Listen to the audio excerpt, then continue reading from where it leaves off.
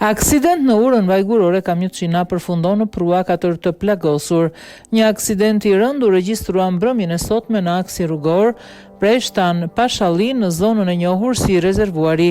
Një automjet tip Jeep kamionçin me targa AA488 humbi kontrollin, doli nga rruga dhe përfundoi në një prua poshtë rrugës. Drejtuesi I mjetit 59 vjeçari Kastriot Çuka si dhe 3 pasagjerë që udhëtonin me të mbetën të plagosur.